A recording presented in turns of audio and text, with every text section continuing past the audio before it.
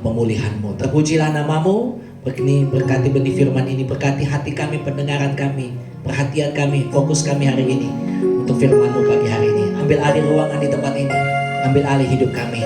Berkati setiap jemaat-Mu yang datang dalam nama Tuhan Yesus Kristus. Bersama katakan amin. Tepuk tangan buat Kristus Tuhan. Tuhan Yesus memberkati kita semua. Bapak Ibu Saudara silakan duduk, boleh kembali. Baik.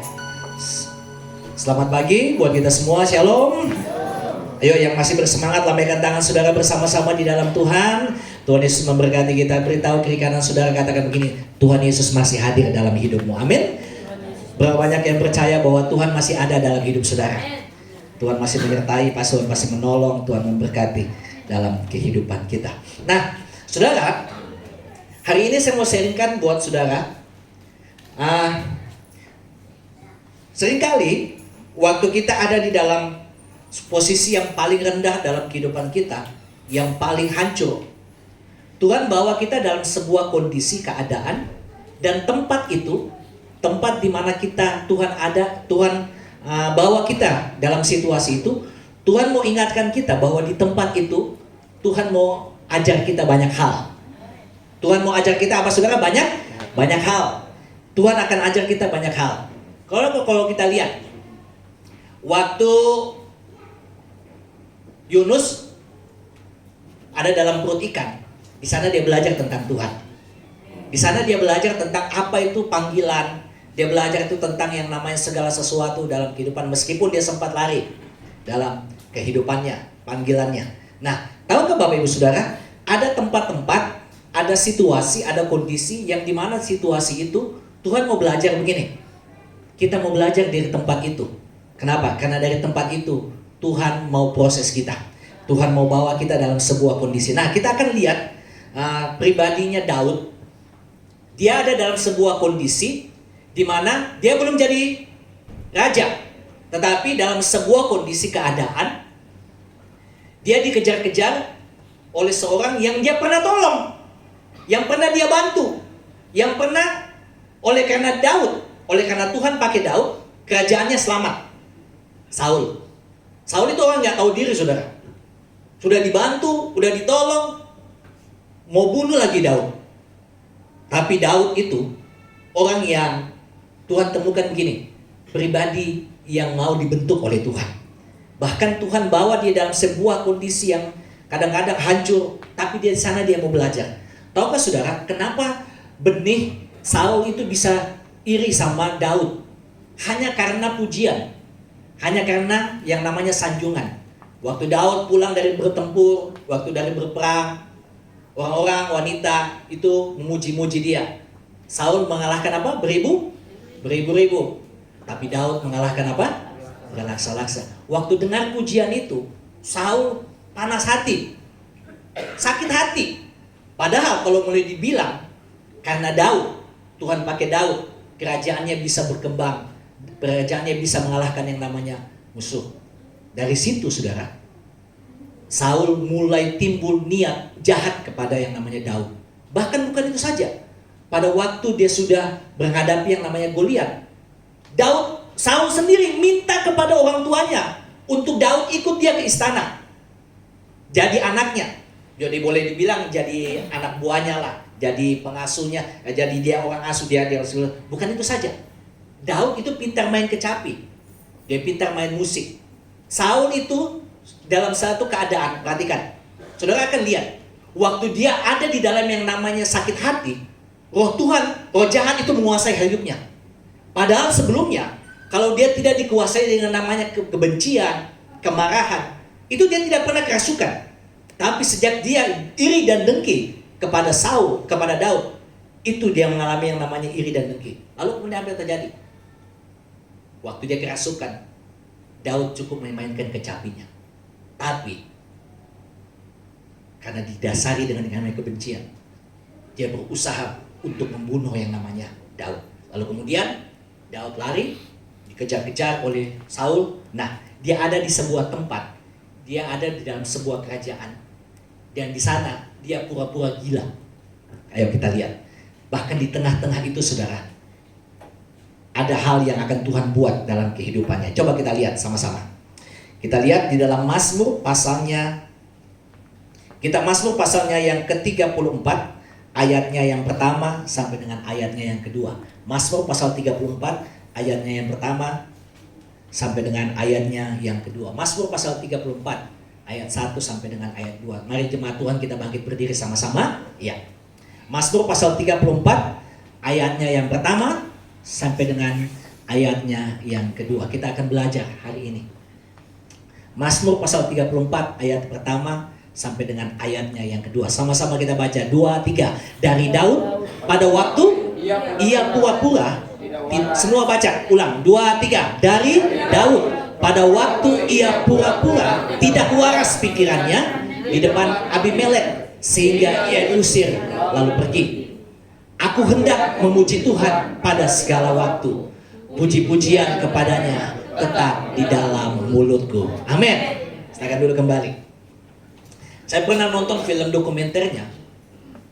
Waktu Daud pura-pura gila, pura-pura tidak waras. Saudara, itu keadaannya nggak digambar, itu jauh berbeda waktu dia ada di medan perang. Waktu di medan perang dia gagah perkasa, tapi waktu dia di depannya Raja Abimelek, itu airnya, liurnya, orang sini bilang gember, itu semua meluap dalam mulutnya. Lalu kemudian dia pura-pura gila, lalu kemudian dia cakar-cakar dinding di dalam istana. Orang kira dia ini. Lalu kemudian apa yang terjadi? Orang yang lihat dia, yang ada di dalam istananya, mereka berkata begini, ini kan yang pernah ngalahkan Goliat. Ini kan panglima perangnya Saul. Kenapa dia bisa sampai kayak begini? Nanti saudara baca di dalam kisahnya. Saya ngomong hanya dengan bahasa sehari-hari. Kenapa dia bisa terjadi kayak begini? Ternyata saudara, kondisi itu tanpa orang sadari, hanya Daud sendiri yang tahu, itu titik terendah dalam kehidupannya.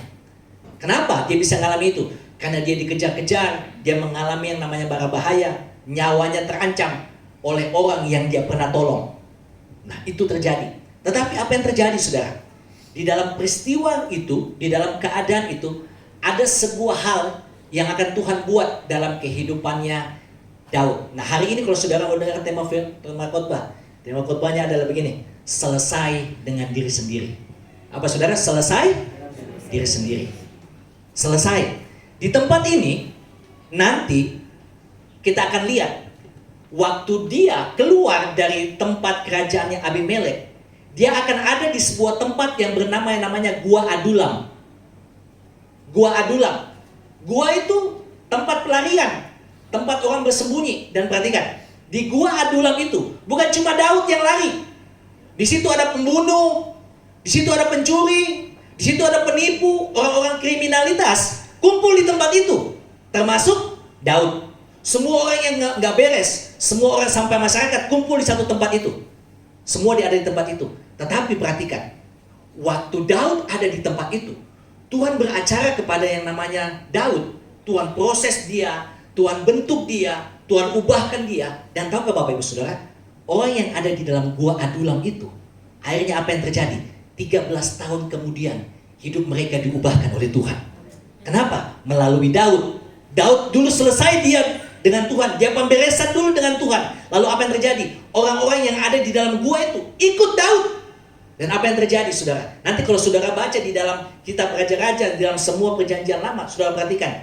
Yang nanti ada di dalam kemah perjanjian, yang pimpin pujian, perhatikan. Yang pimpin pujian, kalau bahasanya sekarang yang pimpin pujian, yang WL, itu orang-orang yang ada di dalam Gua Adulam.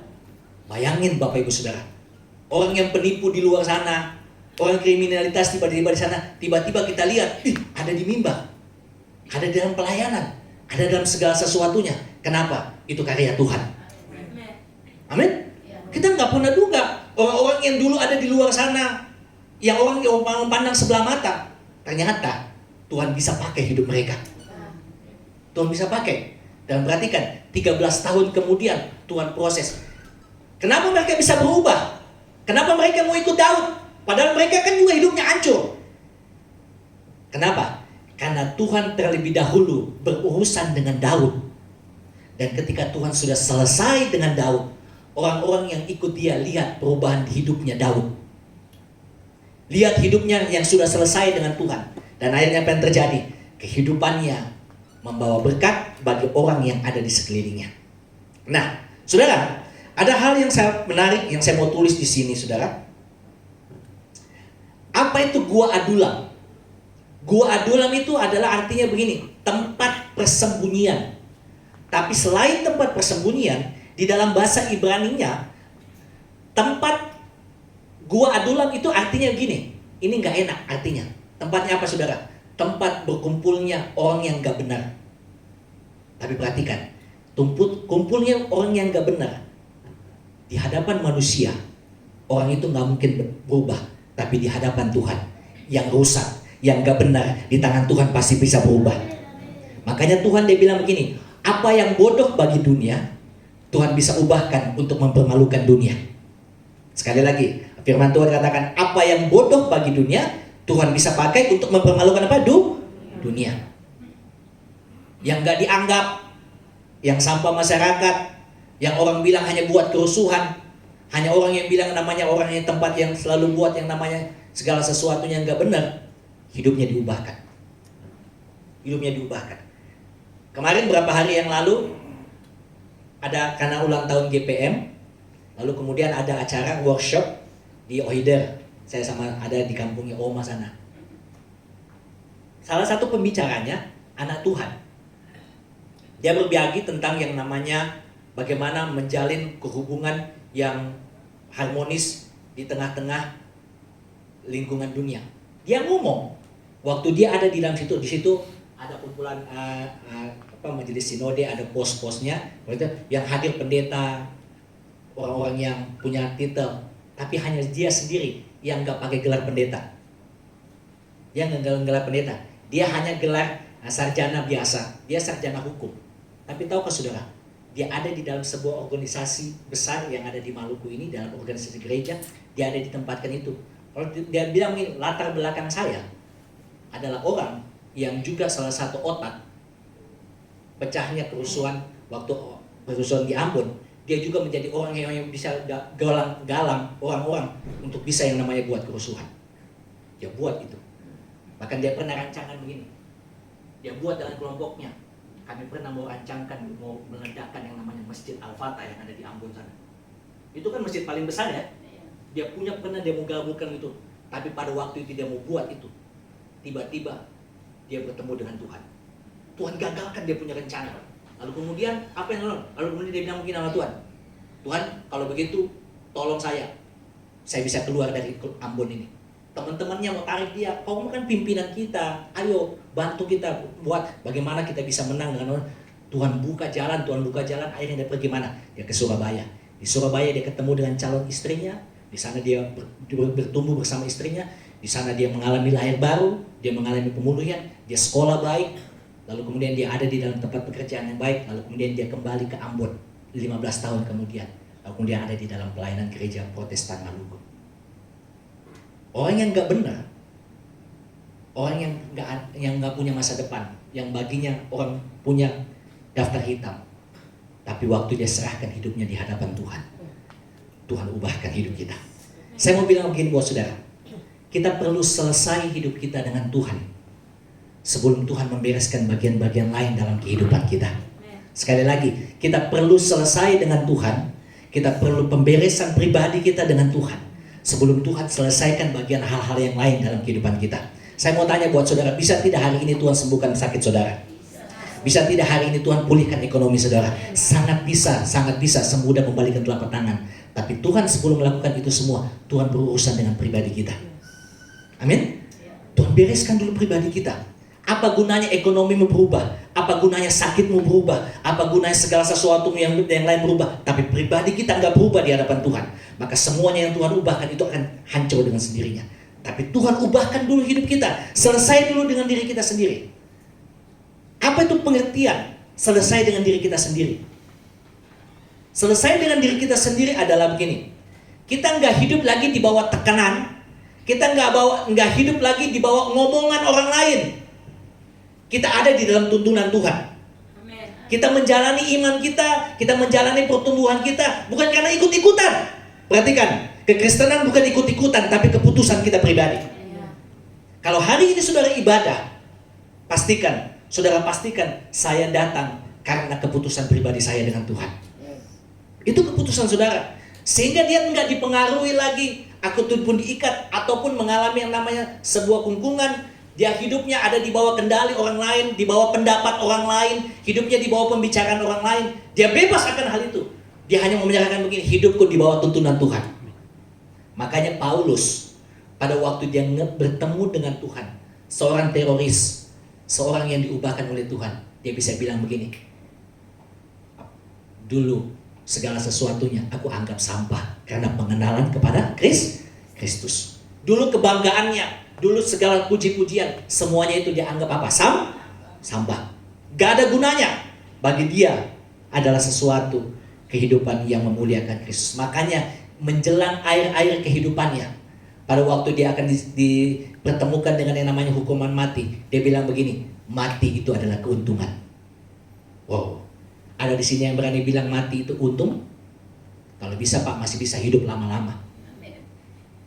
Tapi bagi dia, kalaupun dia harus mati, mati itu keuntungan. Tapi kalau dia hidup, kehidupannya harus menghasilkan buah bagi Tuhan. Itu selesai dulu dengan dirinya. Nah, bagaimana dia bisa selesai dengan dirinya sendiri kalau dia belum ada di sebuah tempat yang bernama yang namanya Gua Adulam? Pengertian yang ketiga, arti dari Gua Adulam itu adalah apa? Tempat restorasi, tempat pemulihan, tempat perubahan, tempat segala sesuatunya kita diubahkan oleh Tuhan. Apa Gua Adulam, saudara? Yang pernah saudara alami. Saudara mungkin ada di sebuah tempat, di sebuah situasi yang dimana tempat itu adalah tempat yang dimana saudara mungkin berteriak, kayaknya ini bukan tempat saya deh, kayaknya saya harus keluar dari tempat ini, kayaknya saya nggak tahan ada di tempat ini. Perhatikan, Tuhan bawa kita di sebuah tempat dan Tuhan tempatkan, meskipun secara daging kita berontak ingin keluar dari tempat itu, tapi pada waktu kita mengerti bahwa tempat itu adalah tempat di mana kita direstorasi oleh Tuhan, maka tempat itu adalah tempat yang kita akan mengerti satu saat tempat itu tempat kita mengalami perubahan bersama-sama dengan Tuhan. Nyaman tidak waktu Yunus ada di perut ikan? Gak nyaman, saudara.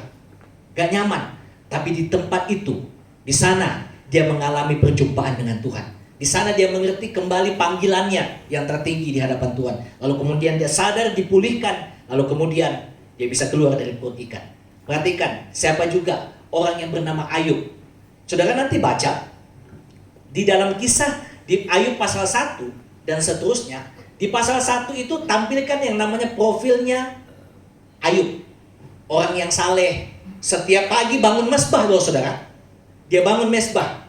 Tapi ternyata kalau saudara baca dengan teliti, dia bangun mesbah hanya untuk tujuannya apa? Hanya untuk tujuan supaya yang pertama, keluarganya diberkati, anak-anaknya aman, segala sesuatu yang ada dia punyanya, yang ada di dalam dirinya, ada dalam lindungan Tuhan. Dia hanya bangun mesbah dengan tujuan itu. Tapi Tuhan bilang gini, dia itu orang yang saleh. Setiap pagi bangun mesbah. Tapi perhatikan, dalam satu hari, semuanya Tuhan obrak-abrik. Semua kekayaannya hancur, semua anak-anaknya mati, semuanya hilang. Tapi perhatikan, di ayat pasal-pasal berikutnya, dia bilang begini, sekarang mataku terbuka dan mengenal Tuhan. Artinya apa? Waktu semuanya hancur, di sana dia bertemu dengan Tuhan. Kadang-kadang Bapak Ibu, waktu kita dalam keadaan nyaman, kita nggak serius dengan Tuhan, nggak terlalu serius. Tapi pada waktu semuanya hancur, semuanya ada dalam gesekan, segala sesuatunya hilang dalam hidup kita, di sana kita mengerti arti satu hal ini. Ternyata kita perlu Tuhan. Amin. Perlu Tuhan. Makanya saya pernah bilang, apa bahaya paling terbesar dalam kekristenan kita? Bukan pada waktu doa kita nggak dijawab, bukan. Bahaya kekristenan kita terbesar adalah apa? Pada waktu kita diberkati. Bahaya itu loh saudara. Waktu kita diberkati, aman-aman, baik-baik saja, segala sesuatunya baik. Perhatikan, kita sedang jalan di jalan tol yang bebas hambatan. Kita mau bawa dengan nyaman, kita bawa hidup kita dengan bebas, tapi tanpa kita sadari jalan tol juga banyak bahayanya. Hati-hati. Biarlah pada waktu saudara ada di dalam keadaan yang baik, engkau akan selalu berkata begini, semuanya yang baik ini datangnya dari Tuhan. Jangan buat hatiku jauh daripada Tuhan. Katakan amin saudara. Itu kita perlu ngerti. Gua Adulam awalnya itu adalah benteng di dalam Perjanjian Lama dekat kota Adulam yang bernama juga Adulam, tempat Raja Daud di masa depan mencari perlindungan dari kejaran-kejaran yang namanya Raja Saul. Nah, saudara, waktu kita selesai dengan diri kita sendiri, Daud pun selesai dengan diri sendiri. Ada bagian-bagian yang Tuhan mau buat dalam kehidupannya, yang titik-titik yang dimana Tuhan bereskan, yang dimana titik itu menjadi titik dimana Daud nyaman dan tidak maksimal dalam kehidupannya. Nah, saya akan bukakan buat saudara. Perhatikan.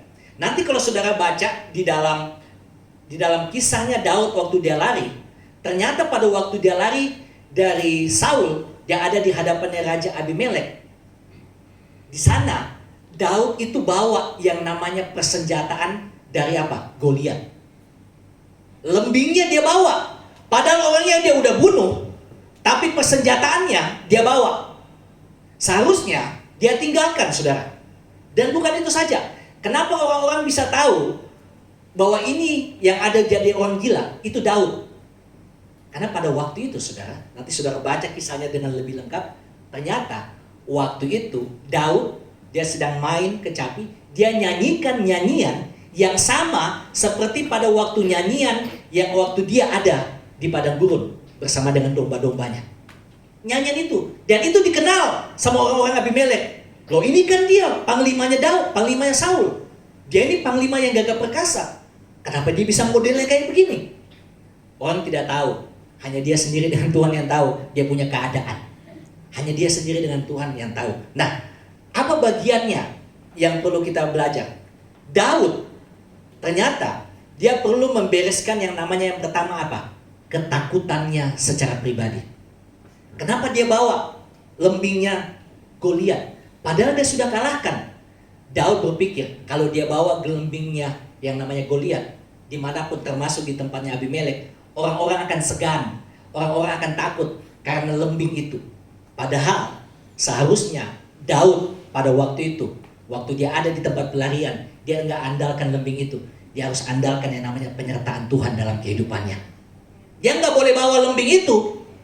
Ngapain? Orangnya udah dia kalahkan kok. Tapi senjatanya dia masih bawa.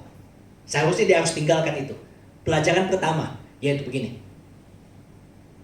Kita harus jujur dengan diri kita sendiri. Kadang-kadang kita ini banyak takut dalam kehidupan kita. Kadang-kadang kita coba kuat di hadapan orang. Kuat kok. Orang lain nangis, orang lain banyak yang gugur. Kita seakan-akan buat diri kita kuat. Padahal dalam diri kita yang paling terdalam, kita ini juga, kalau kita mau jujur di hadapan Tuhan, kita ini juga lemah dan tidak punya kekuatan. Kita bisa kuat hari ini karena Tuhan saja. Amin, saudara. Karena Tuhan saja. Kita perlu jujur itu di hadapan Tuhan. Kita perlu jujur. Kenapa kadang-kadang kita perlu jujur di hadapan Tuhan tentang ketakutan kita? Besok kita tidak tahu anak-anak kita masa depannya bagaimana. Kita harus jujur di hadapan Tuhan. Kita harus jujur, Tuhan, usahaku aku tidak tahu modelnya gimana. Proyek aku akan jalankan, segala sesuatunya aku tidak tahu. Kita perlu jujur di hadapan Tuhan, Bapak Ibu Saudara. Kenapa? Karena pada waktu kita jujur di hadapan Tuhan tentang ketakutan yang kita miliki, saya mau bilang, di sana Tuhan campur tangan dengan segala ketakutan yang kita hadapi. Kita perlu jujur. Hari ini banyak orang, termasuk anak Tuhan, mungkin lihat seorang Sambo itu terbidana, saudara. Tapi tahukah saudara, tanpa kita sadari, dia juga sama-sama dengan kita iman Kristen. Tapi tanpa kita sadari, saudara, dalam dirinya yang paling terkecil, memang dia punya pangkat, orang segani. Tapi di dalam hatinya yang paling terkecil, ada yang namanya ketakutan dalam dirinya. Dia takut bagaimana 4 anaknya, gimana hidupnya. Betul tidak ya? Anakku nanti modelnya gimana? Masa depannya mereka bagaimana? Saya terancam ada hukuman mati, ada di penjara, istrinya lagi belum jatuh vonis. Semuanya. Kadang-kadang Bapak Ibu Saudara, waktu kita datang di hadapan Tuhan, tidak ada cara yang lain. Ayo, kita mau jujur. Tuhan, ini bagian ketakutanku dalam hidupku. Aku takut tentang masa depan. Aku khawatir tentang apa yang besok akan makan, minum. Bagaimana anak-anakku nanti punya sekolah. Kita perlu terbuka dengan Tuhan. Kenapa? Karena pada waktu kita terbuka, jujur dengan ketakutan kita, saya mau bilang begini buat saudara, kita sedang menyerahkan beban kita kepada Tuhan. Dan Tuhan yang memberikan kita kelegaan. Firman Tuhan katakan begini, marilah semua yang ditelusu dan berbeban berat, aku akan berikan kelegaan. Kita ngerti ayat itu, kita tahu ayat itu, tapi kadang-kadang kita mau bilang begini, udah, saya masih mampu kok, saya masih bisa, saya masih sanggup. Dan kadang-kadang di doa puasa kemarin, di doa pemulihan, kadang-kadang kita begini, kita ngandalkan kita punya pengalaman. Saya mau bilang buat Bapak Ibu Saudara, pengalaman kita yang kemarin, di tahun lalu, kita nggak bisa bawa pengalaman di hari ini ataupun tahun depan. Kenapa? Karena Tuhan selalu punya cara untuk bukakan jalan dan selalu keajaiban buat kita. Nggak bisa cara yang lalu kita pakai cara yang ini, pakai caranya Tuhan. Katakan amin, saudara. Buka jalan, Tuhan buka jalan. Gimana nih caranya nih? Gimana nih caranya? Caranya. Kita hanya tahu Tuhan gimana caranya, Tuhan yang mikirin caranya buat kita. Dia tuntut kita gini loh caranya. Dia akan buka. Kita perlu jujur dengan ketakutan kita. Kita perlu jujur dengan segala hal-hal yang kita hadapi hari-hari ini dalam seluruh perjalanan kita. Dan kita perlu jujur apa yang hari-hari ini kita sedang alami, apa yang kita sedang gumulkan dalam kehidupan kita. Dan kita perlu jujur dalam kehidupan kita. Kita perlu jujur Bapak Ibu Saudara. Kenapa? Karena dengan demikian kita akan menjadi orang-orang yang terbuka dan mengerti di hadapan Tuhan. Ada Pak Oni, boleh Pak? Boleh maju Pak? Kita nyanyi dulu sedikit ya. Kita perlu jujur dengan sebuah hal yang terjadi dalam diri kita. Kita perlu terbuka dengan hal yang perlu kita hadapi dalam diri kita masing-masing. Coba kita lihat 1 Samuel 21 ayatnya yang pertama. 1 Samuel pasal 21 ayatnya yang pertama.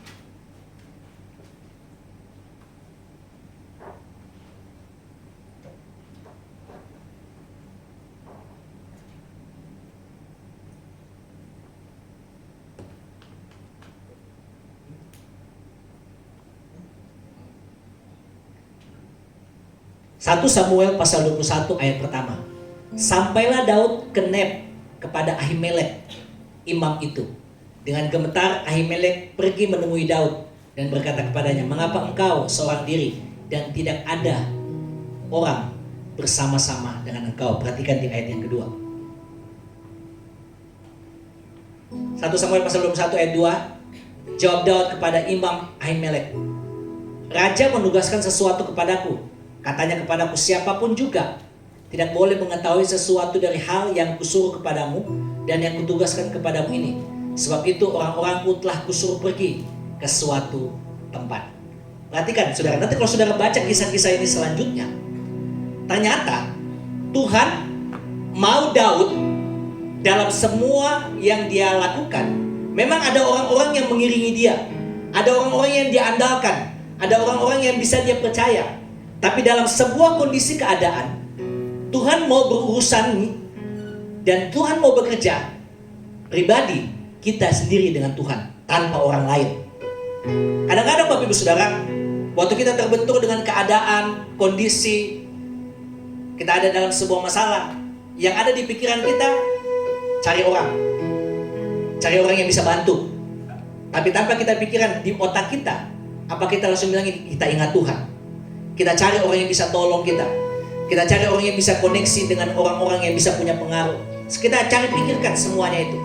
Tapi kadang-kadang, seringkali Tuhan gagalkan itu. Supaya apa? Supaya kita bergantung sepenuhnya dengan Tuhan. Kadang-kadang kita berpikir, orang ini kayak bisa bantu nih, orang ini kayak punya pengaruh. Tapi Tuhan bisa gagalkan itu semua. Supaya apa? Supaya kita bergantung penuh kepada Tuhan. Alkitab bilang begini, terkutuklah orang yang mengandalkan manusia, tapi diberkatilah orang yang mengandalkan Tuhan.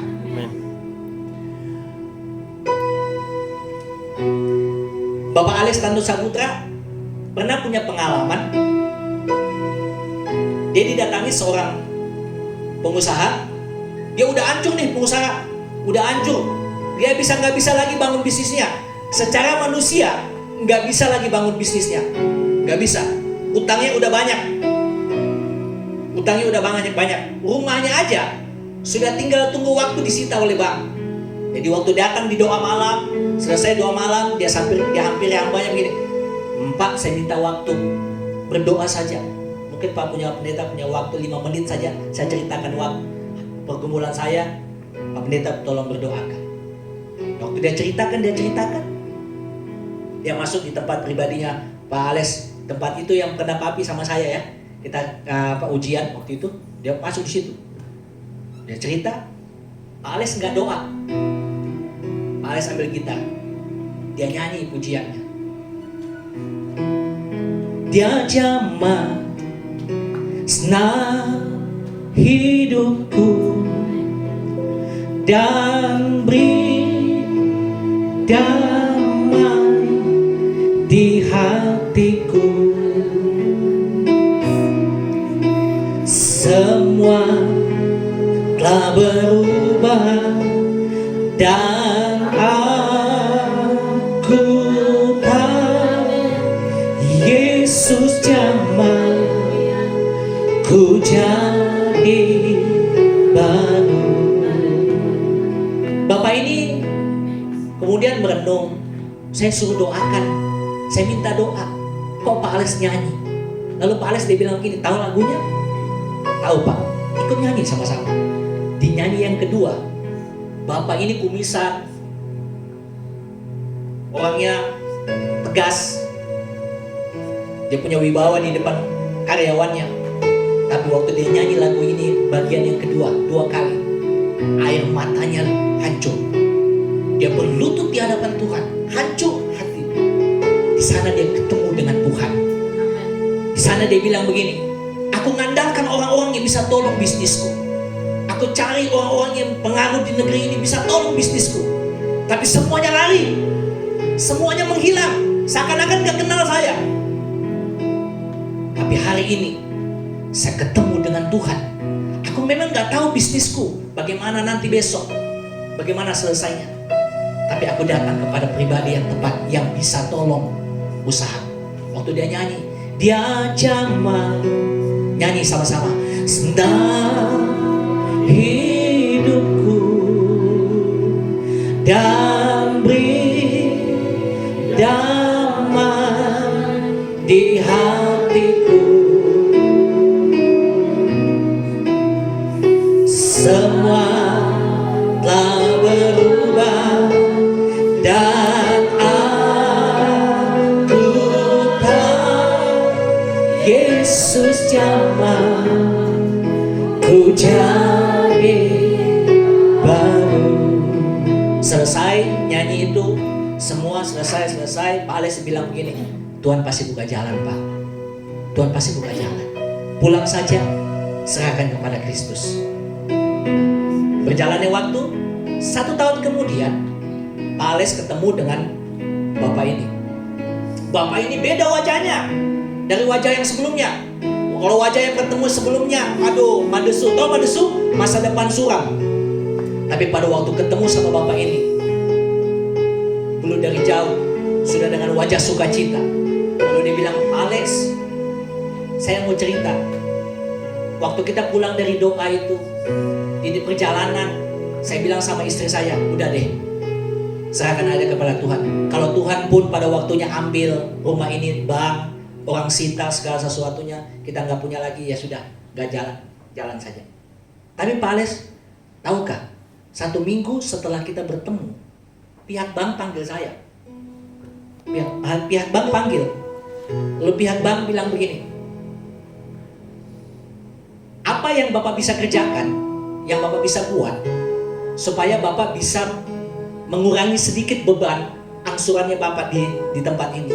Lalu kemudian dia sampaikan apa yang akan dia kerjakan dalam waktu dekat, dia kerjakan. Lalu pihak bank entah dari mana, lalu dia bilang begini, pihak bank yang sebelumnya dalam posisi kejar-kejar, lalu kemudian pihak banknya bikin, oke lah, Bapak kami berikan waktu sekian untuk bisa menyicil ataupun bisa mengurangi beban pinjaman Bapak. Dia kerjakan dengan baik, dia kerjakan dengan baik, dia kerjakan dengan baik, dia kerjakan dengan baik. Semuanya Tuhan buka segala sesuatunya. Yang dulu nggak dia benar-benar pikirkan, gimana bayar utang ini, gimana bayar tagihan ini, gimana bayar tagihan ini. Ada saja caranya Tuhan, ada saja jalan-jalannya Tuhan. ada saja yang dia buat. Dan pada waktu dia datang di kantornya, di perusahaannya, lagu yang dia doakan sama-sama Pak Alex, itu aja yang dia nyanyikan doa tiap pagi. Di rumah sama istrinya nyanyi aja lagu itu. Ternyata saudara, secara kasat manusia, mata kita nggak lihat tangan Tuhan bekerja. Tapi di tempat lain, tangan Tuhan yang tak terlihat itu sedang bekerja bagi orang-orang yang mengandalkan Tuhan dan menyerahkan ketakutannya kepada Tuhan. Katakan amin saudara. Kita perlu jujur di hadapan Tuhan. Ayo hari ini selesai dengan diri kita sendiri. Tidak ada tuntutan. Kita nggak ada diikat dengan pendapat orang lain. Kita mau bilang begini, Tuhan, ini hidupku, ini ketakutanku, ini ketakutanku tentang masa depanku, tentang anak-anakku, tentang usahaku, tentang pribadiku, karakterku, semuanya aku bawa. Dan waktu itu semuanya Tuhan selesaikan. Saya mau bilang begini buat saudara, hidup kita beda bos. Amin. Hidup kita berubah. Hidup kita berubah. Perhatikan, pada waktu Daud dia selesai di hadapan Tuhan. Perhatikan, waktu dia nyanyi di hadapannya Saul nggak otomatis jadi pemuji penyembah Tuhan. Dia nggak bilang, Daud ajarin saya dong main, ajarin saya bagaimana cara memuji menyembah Tuhan. Enggak. Saul tetap hidupnya dalam ketakutan. Saul tetap dikejar-kejar dengan banyak kepahitan. Tapi perhatikan, pada waktu Daud berubah hidupnya, dia selesai dengan Tuhan. Justru orang-orang yang ada di dalam gua Adulam, yang penipu, pembunuh, pencuri, mereka justru menjadi pemuji dan penyembah Tuhan. Itu luar biasanya Tuhan. Pada waktu saudara selesai dengan dirimu, lihat dampaknya. Anak-anakmu, keluargamu, orang-orang yang ada di sekitarmu akan tertarik datang kepada Tuhan. Kenapa? Karena hidup saudara sudah selesai bersama-sama dengan Tuhan. Udah dipulihkan. Katakan amin saudara. Katakan amin. Amin. Sudah selesai. Dan tahukah, 13 orang-orang yang ada di situ, mereka ada di bait suci, penjaga bait suci, mereka ada di dalam ruang Maha Kudus, mereka penjaga, dan bukan itu saja, mereka ada pemuji dan penyembah, mereka ada dalam barisan-barisan tentara kepahlawanannya Daud. Orang-orang yang dipakai, orang-orang yang dipulihkan, orang-orang yang diubahkan bersama dengan Tuhan. Kita perlu jujur dengan ketakutan kita. Kita perlu jujur dengan apa yang kita hadapi hari-hari ini dalam hidup saudara. Katakan amin. Amin. Kita perlu jujur dengan apa yang saudara hadapi hari-hari ini. Yang kedua, Daud itu harus jujur. Ternyata kenapa dia harus lari ke Ahimelek? Karena dia berpikir tempat itu perlindungan. Walaupun itu tempat musuh, dia berpikir kalau ada di tempat itu dia aman, dia bisa dilindungi. Tapi justru saudara perhatikan, di tempat itu dia bonyok, dia ancur-ancuran, dia dipermalukan, dia nggak dapat perlindungan, dia dipermalukan di sana saudara. Apa yang kita perlu jujur dalam diri kita? Kita perlu jujur dengan segala sesuatu yang ada dalam diri kita tentang kebohongan ada dalam diri kita. Kita perlu jujur dengan ketakutan kita.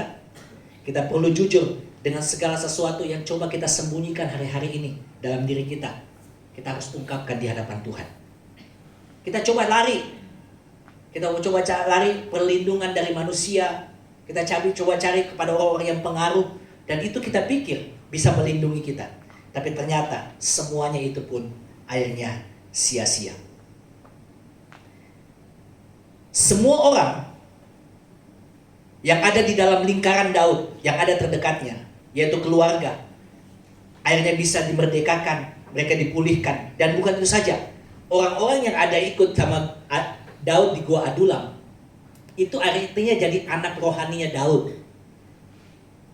Dia bapak rohani, anak-anak itu yang hancur-hancuran itu hancur semua, dia jadi anak rohaninya Daud. Artinya, Daud jadi pemimpinnya mereka. Padahal sama-sama hancur. Sama-sama hancur saudara. Sama-sama hancur. Tapi dalam sebuah peristiwa itu kita menyadari bahwa ternyata Tuhan itu baik. Coba kita lihat Mazmur pasal 34 ayat 12. Di pembacaan kita tadi 1 ayat 1 dan 2, ini ayatnya yang ke-12. Mazmur 34 ayat 12.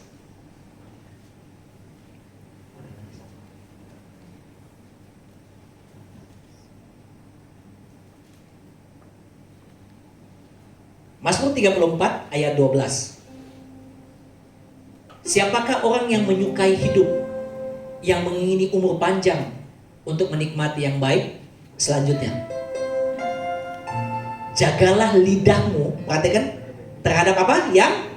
Yang jahat. Dan apa saudara? Dan bibirmu terhadap apa? Ucapan-ucapan yang menipu. Jaga lidah kita. Ada hal-hal yang jahat, hal-hal yang menipu. Saya pun juga melalui ayat ini kita semua belajar. Kita perlu jujur dengan segala hal-hal yang kita sembunyikan melalui perkataan kita. Dan ketika itu Tuhan bereskan, selesaikan Bapak Ibu Saudara. Akan banyak hal yang akan Tuhan kerjakan selanjutnya di dalam diri kita. Akhirnya semua kesimpulannya adalah apa? Jika kita ingin dipakai jadi alat Tuhan lebih lagi dan membawa umat Tuhan untuk ada masuk dalam pujian dan penyembahan, mengalami hadirat Tuhan, ataupun juga mengalami hal-hal yang lain dalam diri kita, kita perlu selesai dengan diri kita sendiri di hadapan Tuhan. Kita perlu selesai dengan apa? Diri kita sendiri. Kita perlu selesai dengan diri kita sendiri. Saya sangat ingat walaupun peristiwanya udah berapa tahun yang kemarin, waktu seorang anak Tuhan hanya karena orang bilang katanya penistaan, harus duduk di meja pengadilan berhadapan dengan orang-orang yang menjustis dia, menuduh dia, tapi dia dengan tenang ngomong. Lalu kemudian ketika jatuh vonis itu, ini ucapannya yang dia bilang, hari ini engkau tidak melawan saya, tapi engkau satu hari berhadapan dengan Tuhan yang saya bela. Dan lihat saudara, dia selesai dengan dirinya sendiri. Dia tahu bahwa ada bagian yang ada dalam dirinya yang dia bisa tanggung dengan kekuatannya sendiri. Dan dia tahu di luar kemampuan itu hanya Tuhan sendiri yang berdaulat.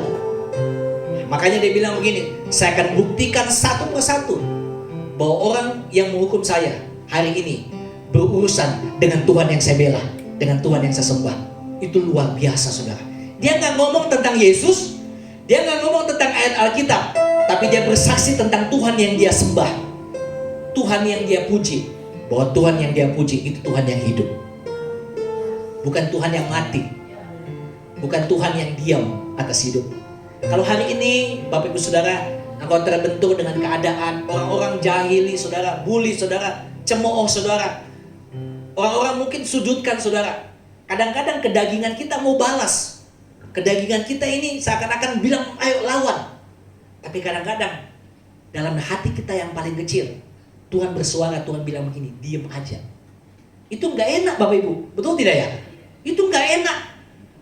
Dapat perlakuan yang gak adil, saudara diceritain dari belakang, segala sesuatunya, daging ini berontak. Kalau bisa balas deh, kalau bisa balas. Tapi di hati kecil kita yang paling dalam, Tuhan berbicara bilang begini, ampuni. Tuhan lembut bicara, ampuni aja. Lepaskan pengampunan. Berdoa buat dia. Kadang-kadang kita berpikir enak aja, udah dicemooh, berdoa lagi buat dia. Itu gak enak. Kadang-kadang ajaran kekristenan itu kadang-kadang paling orang bilang kadang-kadang paling bodoh sekali. Kita dibenci, tapi Tuhan bilang begini, berdoa buat orang yang fitnah kamu. Masuk akal gak? Gak masuk akal buat daging. Gak masuk akal. Tempeleng pipi kiri, beri pipi kanan lagi. Kalau bisa, beri makan buat orang yang memusuhi saudara. Itu gak enak. Tapi Tuhan bilang, waktu kamu buat seperti begitu, Tuhan bilang begini, kamu mempermuliakan nama Bapamu di surga. Gak enak. Tapi tahukah Bapak Ibu Saudara, kita dipanggil bukan menjadi orang yang membalas. Kita dipanggil bukan menjadi hakim, tapi kita dipanggil untuk melakukan kebaikan. Mother Teresa bilang begini, lakukanlah kebaikan meskipun kebaikanmu disalah mengerti.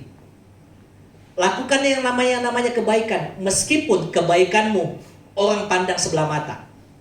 Lakukanlah kebaikan meskipun kebaikanmu bertolak belakang nanti dengan apa yang kau akan terima. Karena kenapa? Karena kebaikan yang kau lakukan itu urusanmu dengan Tuhan, bukan urusanmu dengan mereka. Yang saudara buat kebaikan itu urusan saudara dengan Tuhan. Kita lakukan kebenaran, itu bagian kita dengan Tuhan. Bagian orang mau buat apa, urusannya dengan Tuhan, bukan bagian dengan saudara kan. Ngerti, katakan amin saudara. Amin. Makanya Tuhan bilang gini, serahkanlah pembalasan ke dalam tangan Tuhan. Pembalasan itu haknya Tuhan, bukan haknya kita. Kita perlu mengerti, selesai dengan hal itu. Kita perlu selesai dengan hal itu. Bisa tidak Daud berhadapan dengan Saul lalu bilang begini, Saul, ingat, saya pernah tolong kamu. Pernah, bisa tidak dia ngomong kayak gitu? Sangat bisa. Saul, saya pernah tolong kamu loh.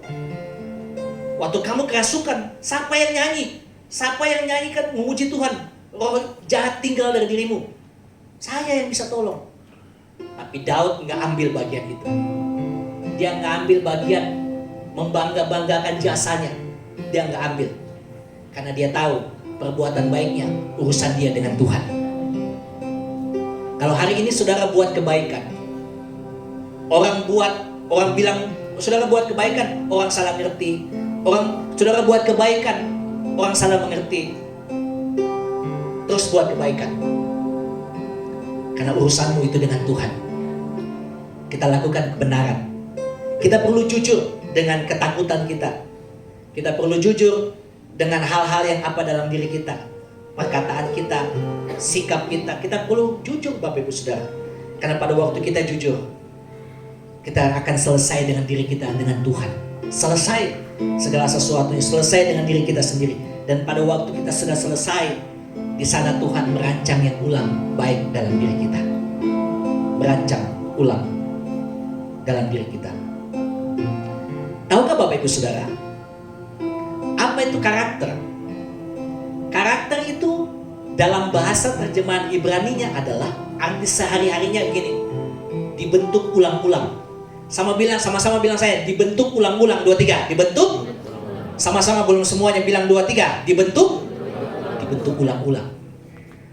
Tuhan, aku berdoa supaya aku bisa sabar sama orang, supaya saya tidak marah-marah sama orang, bisa sabar.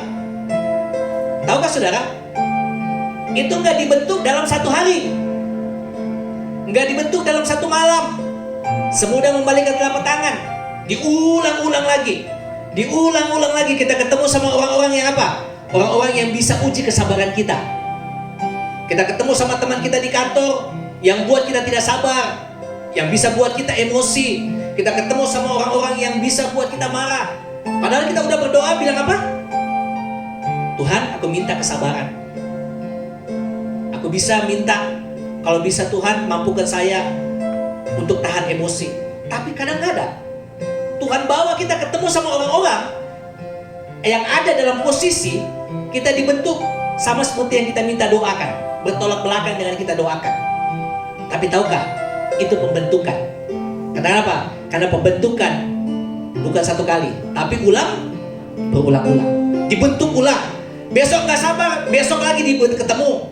Besok nggak sabar, diketemukan lagi sama orang-orang yang nggak sabar. Ketemu lagi sama karakter orang. Sampai kapan saudara? Sampai kita punya tahap kesabaran kita teruji di hadapan Tuhan. Kita bisa sabar. Musa, Alkitab katakan begini, orang yang paling lembut sedunia, orang yang paling lembut di muka bumi. Musa loh Bapak Ibu. Ada di sini yang berani bilang, saya orang yang paling lembut di rumah saya. Ada? Nggak ada ya? Tapi Musa, Tuhan bilang begini, dia orang yang paling lembut di muka bumi ini. Hatinya lembut. Tuhan ngomong itu. Tuhan bilang Musa paling lembut hatinya. Bukan pada waktu dia ada di Mesir. Bukan pada waktu dia ada di rumahnya mertuanya Jitro. Bukan. Pada waktu di mana? Di padang gurun. Dia ketemu sama karakternya orang-orang Israel yang tegar tengkuk, yang keras kepala. Udah dikasihkan mana, minta daging lagi. Dia ketemu dengan karakter orang itu. Musa bisa aja berdoa, Tuhan kalau bisa orang-orang yang marah-marahin saya, atau yang gak setuju, atau orang-orang yang pematiin aja. Bisa aja mungkin Musa doa kayak gitu. Tapi Musa setiap hari ketemu sama karakter orang-orang kayak model kayak gitu. Ketemu. Dibentuk dia punya pribadi, dibentuk dia punya karakter. Semuanya, segala sesuatu dibentuk. Sampai Musa, Tuhan bilang, orang yang paling lembut di muka bumi ini. Wah, itu gak mudah. Saudara, kita perlu jujur. Ini bagian saya Tuhan yang perlu dibentuk. Karakter saya, emosi saya, kemarahan saya. Kita perlu jujur di hadapan Tuhan. Dan kita perlu terbuka. Dan pada waktu kita terbuka, di sana tangan Tuhan tolong kita. Amin saudara. Tuhan tolong kita, Tuhan mampukan, Tuhan bentuk kita. Ayo kamu bisa, pasti bisa. Waktu kita coba untuk emosi, Roh Tuhan berbicara pribadi, Tuhan berbicara lembut di hati kita. Kamu pasti bisa. Pasti bisa lagi. Pasti bisa. Pasti bisa. Kenapa? Karena Rohnya yang hidup itu berkuasa dan menuntut hidup kita, memampukan. Kita perlu selesai dengan diri kita, Bapak Ibu Saudara. Dan ketika kita selesai dengan diri kita, selesai dengan ketakutan kita, selesai dengan pribadi kita yang perlu dibentuk. Saudara sendiri yang tahu bagian-bagian mana, titik mana dalam hidupmu, dalam pribadi kita masing-masing yang perlu dibereskan dengan Tuhan. Kita sendiri yang perlu tahu, saya sendiri yang tahu.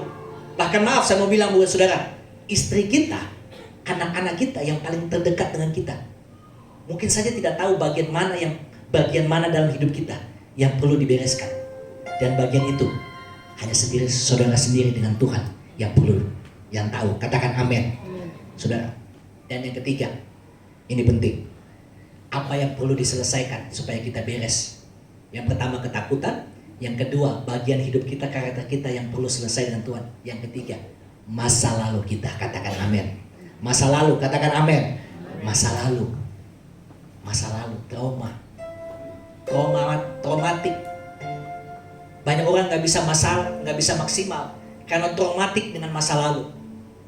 Traumatik dengan dirinya, trauma dengan orang lain, trauma dengan pasangannya, trauma dengan dia punya perlakuan hal-hal yang lain yang pernah dia hadapi. Itu dia harus bereskan. Trauma dia harus lepaskan, saudara. Daud untuk bisa maksimal, dia harus belajar bisa sembuh dari masa lalunya. Saudara nanti perhatikan, di gua Adulam itu justru dia bisa belajar mengampuni yang namanya Saul. Maaf ya, pengikutnya pernah bilang begini, Daud, aku sedang lihat Saul sedang buang hajat. Itu kesempatan buat bisa bunuh dia.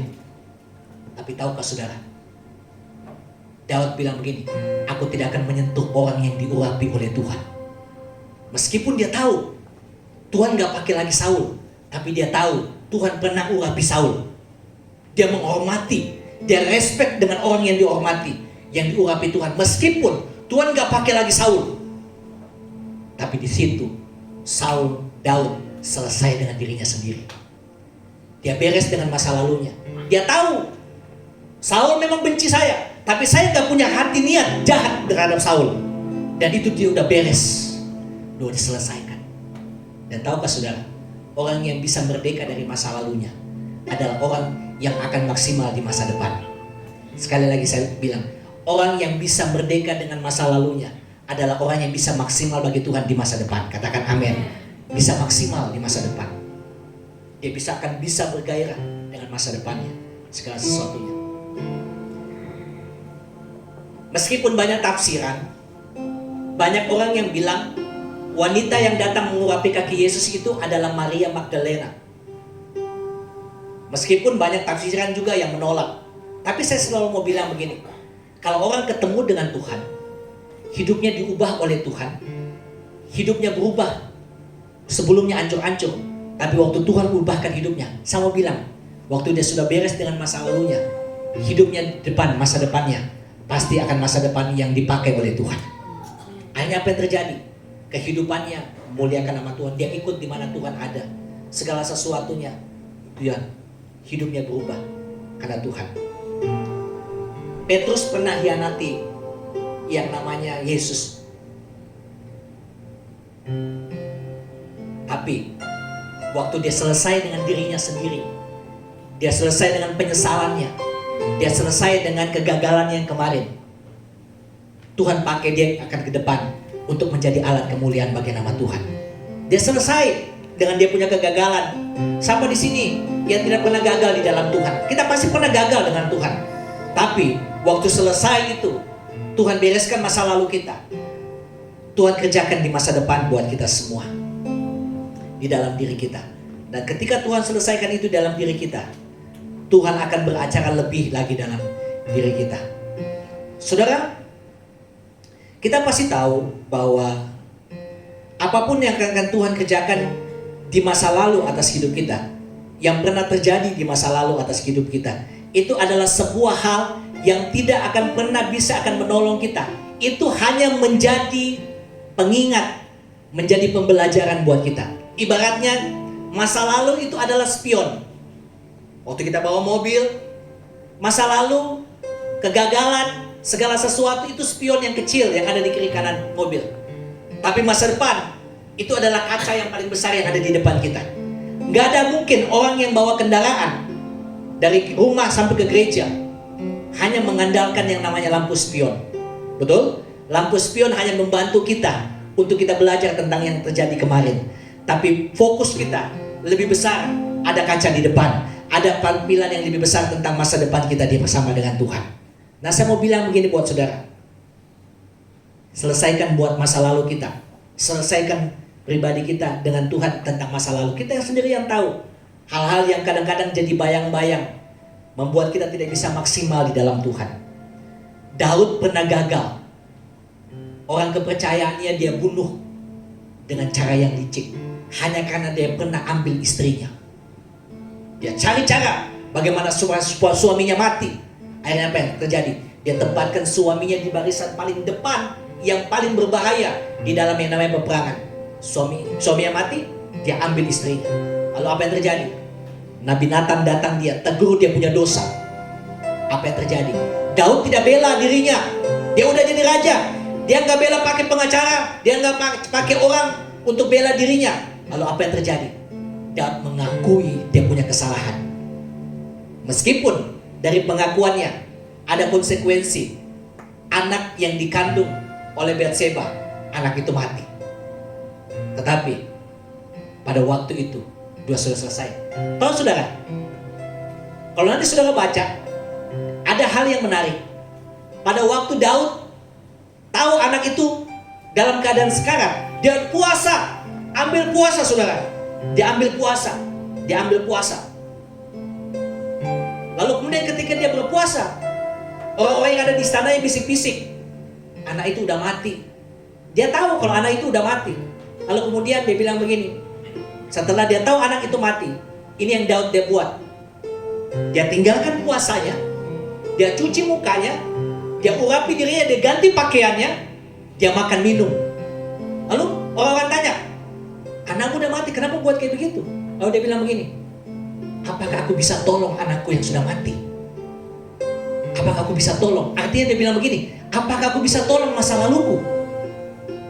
Dia harus tinggalkan itu. Dia harus buat sesuatu yang di depan.